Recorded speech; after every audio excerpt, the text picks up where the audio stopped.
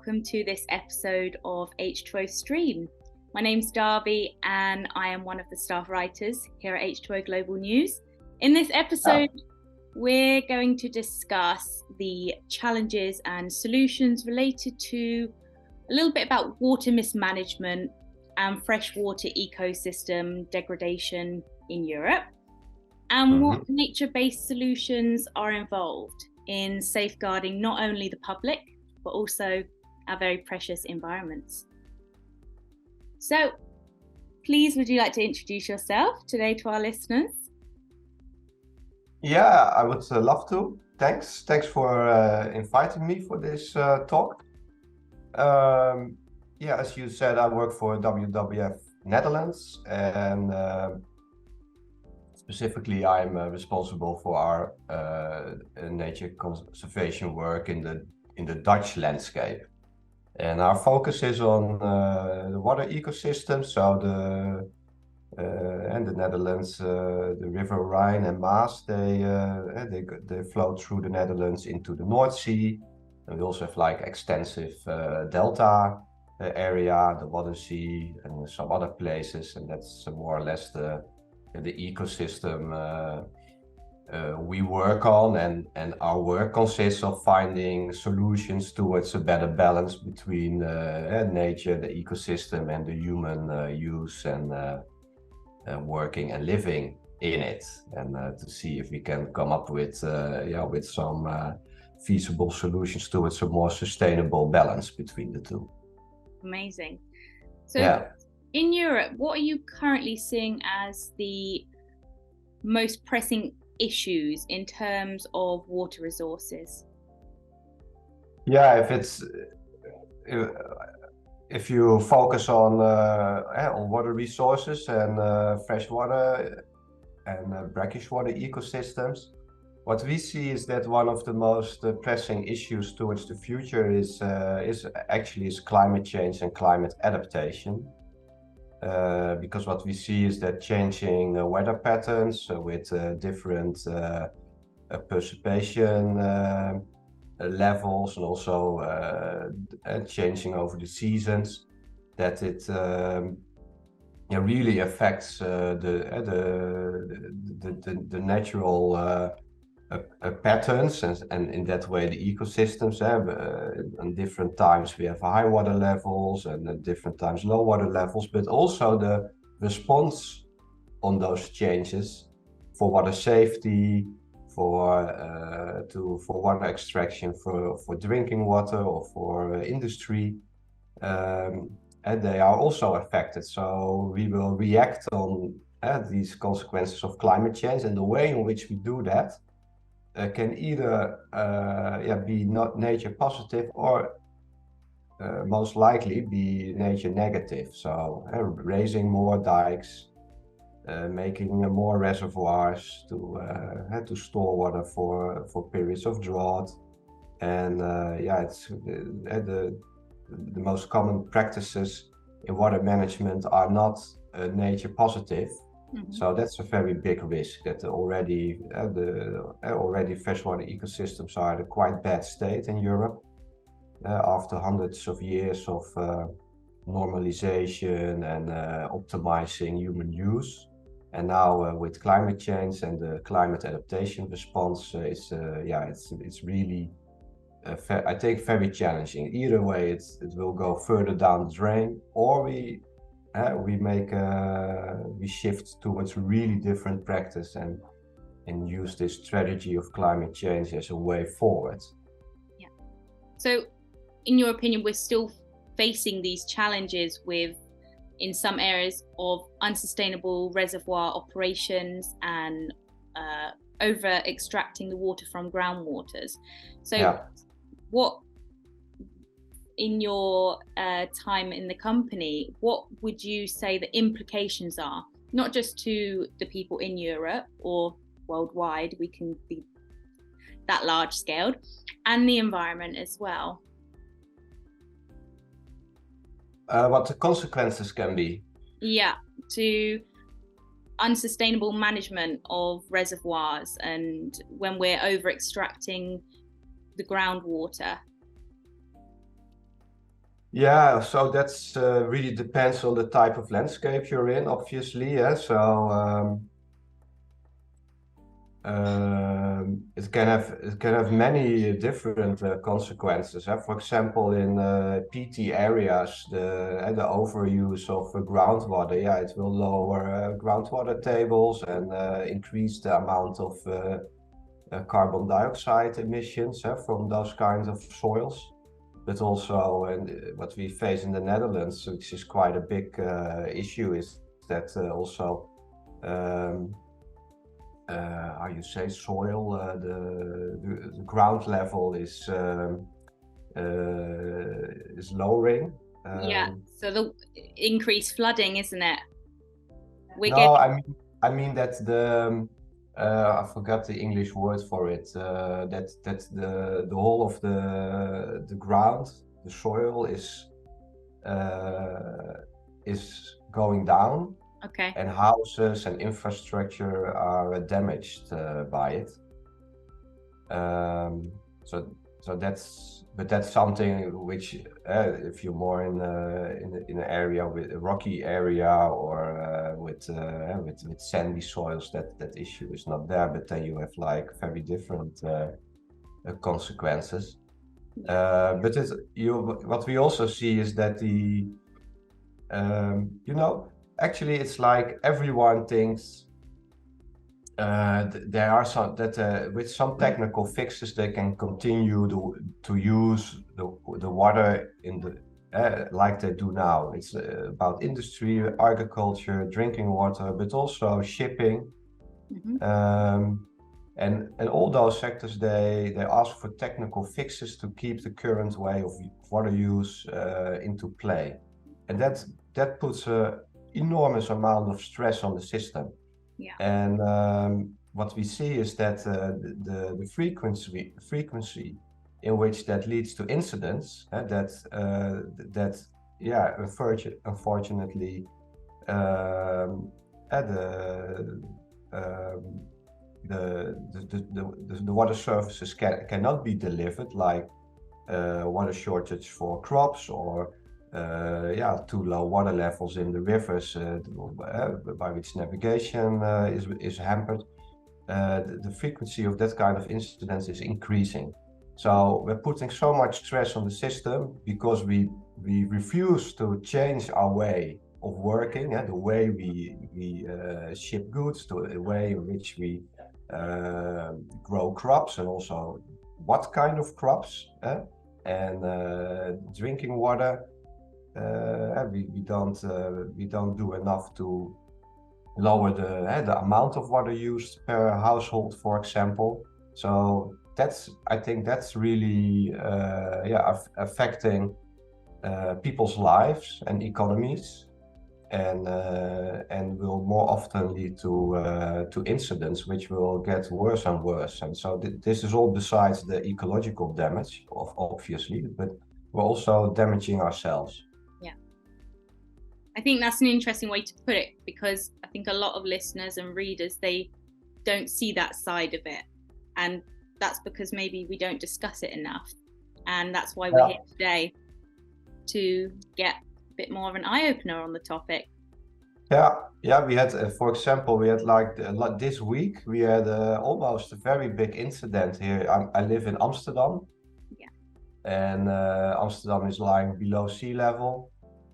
We have a very big, nearby Amsterdam, there's one of the biggest pumps of the world. I think actually it's the biggest pump in the world. It's just opened a few months ago. Obviously, before that, there were also big pumps, because there we have to pump water into the sea actively. It's already for decades, because we're below sea level. But now some technical issue was there. So one of the pumps was malfunctioning for a few hours. And we had like the water levels in Amsterdam in the channels, and also in some new big living areas on islands. The water was it almost was totally flooded. Oh my gosh. It's only 5 centimeters left. before we would have been world news. Amsterdam all underwater, not totally, but then our houses would have wet floors, you know. Yeah. But And that that's was a just big a issue. small That's a big technical thing. issue. Small technical issue, yeah. Yeah. So that's already it illustrates how much stress there's already on the system, and yeah. Yeah, amazing. And so for our listeners, this Yeah. year, the WWF, I wanted to talk about when you highlighted the need for the EU to swiftly adopt the nature restoration law.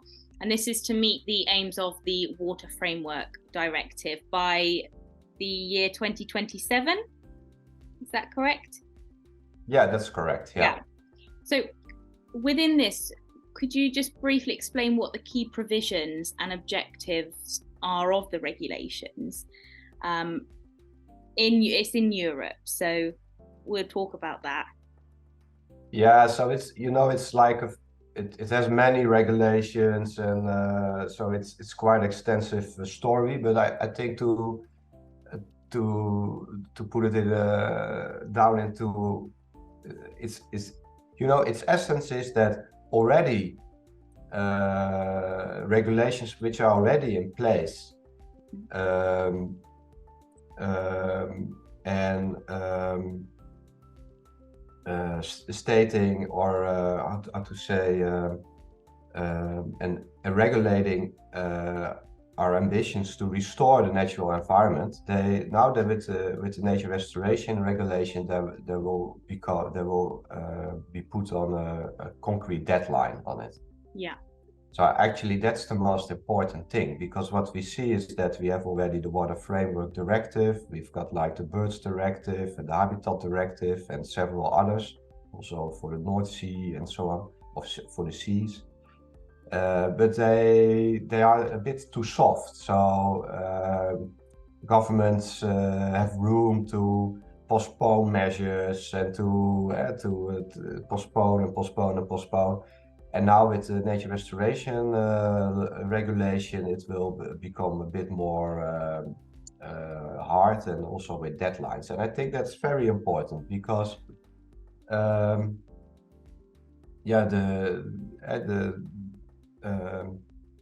the problems which arise from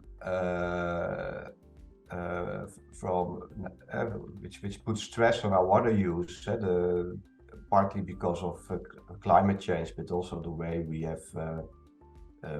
we manage our rivers and lakes and so on. Yeah. If we really take the measures to restore some of the ecology of those systems, rivers, lakes, coasts, it will not only be beneficial for nature and for thousands of species, but already we also have the knowledge and we have the insight that it will also make the systems more robust in relation to the water use. Yeah. For example, also again this summer and spring, we saw in lots of European countries we saw floodings because of heavy shower events. Yeah, and the knowledge is there within all universities, all engineering companies, that if you restore the capacity of natural landscape to hold the rainwater, and to allow it in a bigger amount to penetrate into the soil, to slow down the runoff, you would not have all these flooding incidents, at least not in this with these massive consequences. I didn't count numbers, but again this year many people died also. So we have like flooding incidents nowadays in Europe with deadly casualties. So then the numbers every year are growing. So that it's really a big thing, and there nature restoration can really be part of the solution. And that the same goes for keeping more water in the soil, and keeping the groundwater tables higher, so that in the periods of drought and heat, you are more robust, and crops don't die so fast, so it can be very beneficial for agriculture also. And there are many examples. Yeah, and I think a lot of the time nature is overlooked and we jump straight to technology, but if we go back, it is nature that is providing so much for the planet, but also us. And that brings me on to our next point, which is climate change. We've touched upon it throughout this interview, and global heating is really increasing water shortages, not just in Europe, but around the world. And we've spoken about this link between climate change and water management. So in the future, what is the WWF doing to secure water sources? Are you continuing these solutions and the framework and working towards that 2027 deadline? Yeah, of course, the faster the better, because biodiversity crisis is now, and every day we wait, species will disappear. Yeah. But at the same time, the crisis for us in terms of water safety and navigation and agriculture, it's also happening today. So from both sides, from an economic and an ecological perspective, we have to act fast and thoroughly. To secure water resources, the best thing to do is to keep the fresh water as long as possible into the system, into the ecosystems. And in the natural state, all ecosystems are doing that. Forests do it, peatlands do it, marshes do it, natural flowing rivers with side channels and with large floodplains do it. But what we have is like along the rivers, we have created agricultural fields very close to the rivers, which all have become one single stream channels, more or less. And also in the more mountainous areas, we also almost all land has been brought into cultivation with very good drainage, so that so actually the all lands in Europe, they are more or less optimized to get rid of the rainwater as fast as possible. Yeah. And the natural systems do the opposite. So we have to bring that back.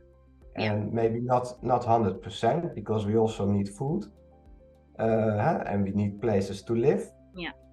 But along pasture fields, we can create buffer zones with natural landscapes to hold the water. We can transform cities to sponges, also helping to cope with heat stress and creating a green and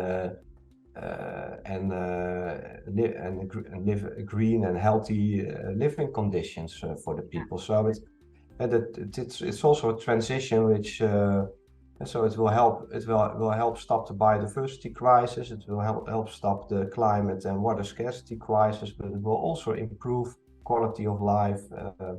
So it's win-win-win. Yeah. No, I agree. Amazing.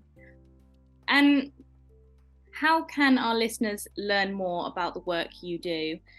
We'll put a link at the bottom. Is that the best way for people to learn more? Do you have webinars and talks that you can recommend to our listeners?